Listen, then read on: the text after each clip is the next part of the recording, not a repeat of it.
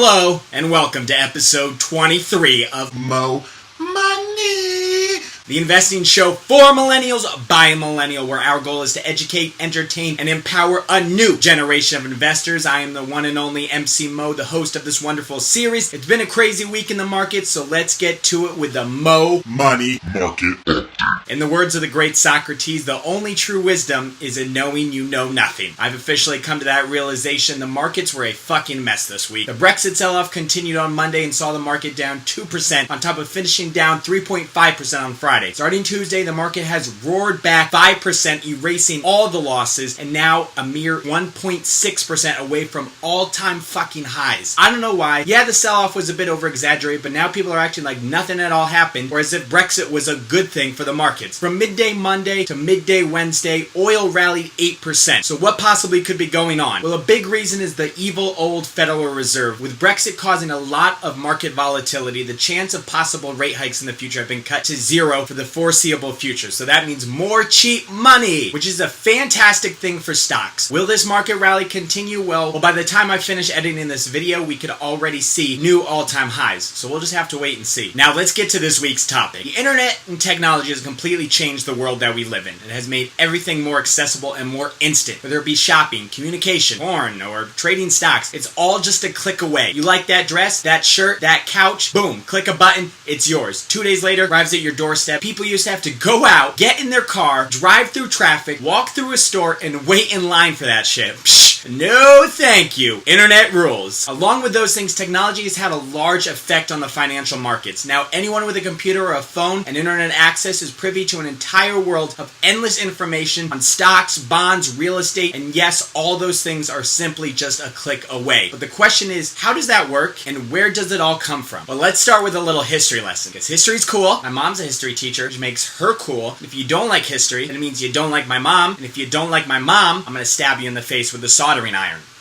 Anyways, back in the day, like the 1960s or 70s, when you rode around in a horse and carriage, carried lanterns to see, believed in mythology, and were afraid of the moon, I'm guessing that's what it was like then. Anyways, I don't know, who cares? You as an individual couldn't just go to the exchange and buy stocks. You'd walk in there and be like, hey, you in the funny jacket, sell me 20 shares of IBM. They just look at you, and then security would come, rough you up, and then they drag you out. You had to call your broker or financial advisor, and they buy the stock for you. So this is how it worked. Mr. Jones would call his broker, Broker A, at ABC Brokerage for shares of XYZ company. Broker A would fill out a slip, put it in a tube, the tube would go, and would go down to the floor of the stock exchange. Broker B of ABC Brokerage would take that slip, would go out, purchase the shares, and then deliver them back to your account. Then Broker A would call you back and tell you the shares have been bought. Pretty simple, but now that's changed thanks to the internet. Now what happens is you set up an account with TD Ameritrade, Charles Schwab, E-Trade, you select the shares of whatever company you want, let's say Amazon, you click submit, 10-15 minutes later, the shares are yours, and that's it. Technically, that's all you need to know, okay? How they got there? Who cares? They're there. Like when people say, oh my god, do you even know what they did to that chicken? Did you even think about it? I'm just like, no, shut the fuck up. I did not think about the life of this poor chicken and what it went through before it arrived here in my KFC bucket. But here it is, dead, covered in secret spices, and delicious. Now fuck off and let me eat some finger-looking good chicken. But now, unlike where the beef in my chalupa comes from, squirrel fat and rat testicles I'm guessing, where the stocks you buy come from and where the stocks you sell go, this is important. This is not something a lot of people talk about or even think about, so let's break it down. So you sign into your online account and submit a buy order at the market for 1,000 shares of Facebook and click submit. At the market means you're choosing to buy at whatever price is currently available. You may get it at a higher or lower price than you're currently looking at on your screen. Now let's use TD Ameritrade as an example because that's what I use. TD Ameritrade now acts as your broker. They send your 1,000 share order to the exchange Facebook trades on, the NASDAQ. So it is sent via computer to the NASDAQ exchange. NASDAQ is the first electronic exchange, so unlike the New York Stock Exchange, there are not people running around screaming, talking gibberish, trying to fill out orders. The NASDAQ uses computers to match buyers and sellers. So the moment your order hits the NASDAQ exchange, it begins to search for people selling Facebook. It may find a perfect 1,000 sell order, or it may have to find 2 500 sell orders. The point is, eventually it'll find the shares for you. The order will be sent to the clearinghouse. A clearinghouse acts as an intermediary between buyers and sellers to make sure everybody holds up to their end of the bargain. So think of it like that scene in Scarface, his first drug deal at the hotel in Miami Beach. He's He shows up and asks the guys, "You got the stuff?" And the guy goes, "Yeah, I got it. Not here, but close by." Like, what the fuck? That's totally inefficient. So how does a clearinghouse play into this? Well, basically the clearinghouse will take the seller shares and hold them until the money arrives and then exchange them. This ensures that there's no risk to the buyers or sellers on the other not holding up their end of the bargain. There's a term called T+3. That means transaction plus 3 days. So a trade takes 3 days from the initial transaction date for it to be settled on all the books. English, you buy or sell a stock on Monday, it won't be officially settled until Thursday, so you can't sell that stock until it's settled, and you can't use that money from selling the stock until it's settled. Otherwise, that's a violation. In those 3 days, the ownership is transferred to your name so the market knows who holds the shares. The point is, once you buy a stock, you must wait for the exchange to find a seller, the clearinghouse to process the trade, and for the shares to be delivered. It's like buying a house. Until you sign the name on the dotted line and take ownership, that house doesn't belong to you, so you can't go selling it. Now, when your shares arrive in your account, it'll tell you the execution price. That's the price that your shares were bought at. So let's say you enter a buy order for Facebook at the market. You look, Facebook is trading at $114. Your shares come back executed at $114.20. So what happened? Well, there's a thing called the bid and ask price. The price you see displayed on Yahoo Finance or on your phone is the last traded price. You rarely get executed there. So the bid is the price you'd sell for. The ask is the price you buy for. Let's say the bid ask on Facebook is the bid price is $113.95 and the ask is $114.05. So if you want to sell your shares, you'd be selling them at $113.95. If you wanted to buy your shares, you're buying them at $114.05. The 10 cents in between is called the spread. This is where the exchange or the market maker makes money for the service of linking a buyer and a seller. The smaller the spread, the more liquid, aka available, the stock is. If it's 1 to 10% spread, that usually means the stock is very liquid and readily available. This is true for most of your larger stocks. For example, I found some shit stocks, CRIS,